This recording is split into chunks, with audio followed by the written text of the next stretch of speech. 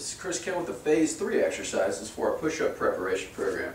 Now that we've established proper control and motion of both the scapula and mobility of the T-spine, the focus now is incorporating these things into full weight bearing. All right, in order to do so, our first exercise would be a prone prone slide here. All right, so we're going to start on just in a prone position.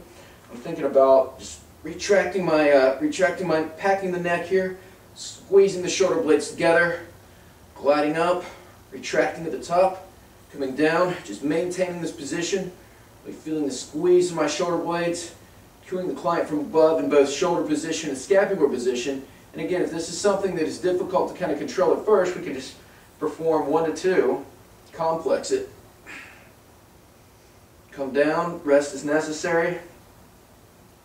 Generally, we try to build up to 10 or 15 consistent reps in sequence.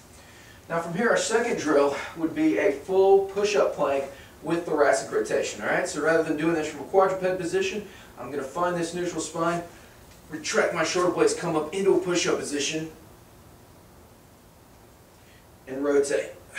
And again, this is forcing us to control one side, really maintain proper position here, and demonstrate excellent control of both scapulae.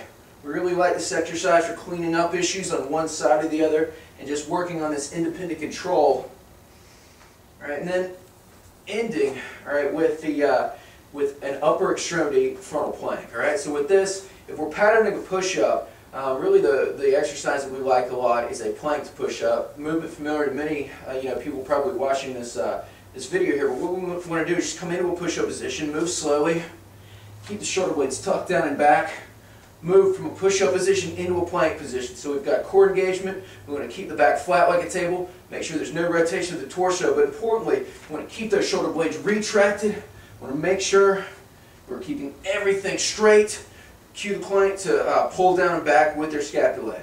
Now at the same time, once the client gains proficiency in this, generally we'll do several reps, come down, and then move into another variation. We can start to move a little bit faster to increase the impact. So progression would be faster movement, maintaining proper form, and as well we can complex with several movements. So we might start out with a plank to push up and then incorporate several variations of this movement. So plank to push up followed by a lateral walkout, both elbows.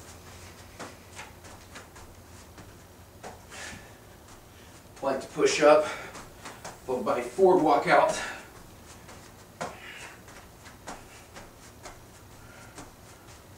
And really, the sky's the limit in terms of what we can create. But the point is, the client is maintain proper shoulder position, gliding the scapulae down and back.